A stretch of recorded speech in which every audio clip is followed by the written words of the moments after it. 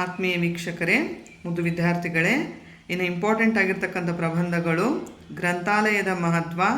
ನೀವು ಯಾವ್ದು ಬರೆದ್ರೂ ಪೀಠಿಕೆ, ವಿಷಯ ವಿವರಣೆ ಮತ್ತು ಉಪಸಂಹಾರ ಅಂತ ಹಾಕಿನೇ ಬರಿಬೇಕು. ಅಂದಾಗ ನಿಮಗೆ ಅಂಕಗಳು ಸಿಗ್ತಾವು. ಸುಮ್ಮನೆ ನೀವು ಹಂಗೆ ಪ್ಯಾರಾಗ್ರಾಫ್ ಬರೆದ್ರೆ ನಿಮಗೆ ಮಾರ್ಕ್ಸ್ ಸಿಗಂಗಿಲ್ಲ. ಕ್ರೀಡೆಗಳ ಮಹತ್ವ,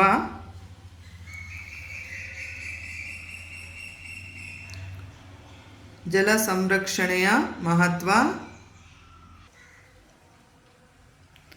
ನೆರೆಹಾವಳಿ, ಕೊರೋನಾ ಕಲಿಸಿದ ಪಾಠ, ರೋಗಗಳ ನಿಯಂತ್ರಣದಲ್ಲಿ ಶುಚಿತ್ವದ ಪಾತ್ರ. ಅಂದ್ರೆ ಕ್ಲೀನ್ನೆಸ್ಸನ್ನು ನಾವು ಹೆಂಗೆ ಮೇಂಟೈನ್ ಮಾಡಿದ್ರೆ ನಾವು ಆರೋಗ್ಯವಾಗಿರ್ಬೋದು ಅನ್ನೋದನ್ನು, ರೋಗಗಳ ನಿಯಂತ್ರಣದಲ್ಲಿ ಶುಚಿತ್ವದ ಪಾತ್ರವನ್ನು ನೀವು ಬರಿಬೇಕಾಗುತ್ತೆ. ದೂರದರ್ಶನದ ಒಳಿತು ಮತ್ತು ಕೆಡುಕುಗಳು, ಆನ್ಲೈನ್ ಶಿಕ್ಷಣದ ಅನುಕೂಲಗಳು ಮತ್ತು ಅನಾನುಕೂಲಗಳು,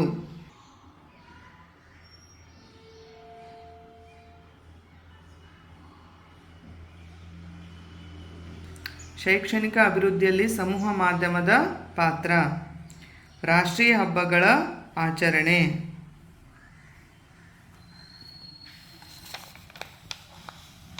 ಮೂಢನಂಬಿಕೆಗಳು,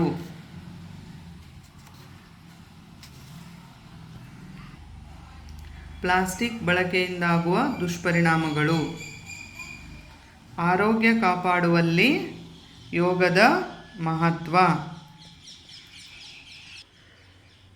ಇವಿಷ್ಟು ಇಂಪಾರ್ಟೆಂಟ್ ಆಗಿರ್ತಕ್ಕಂಥ ಪ್ರಬಂಧಗಳು. ಇವಾಗ ಪೀಠಿಕೆ, ವಿಷಯ ವಿವರಣೆ ಮತ್ತು ಉಪಸಂಹಾರ ಹಾಕಿ ನೀವು ಬರಿಬೇಕು. ಧನ್ಯವಾದಗಳು.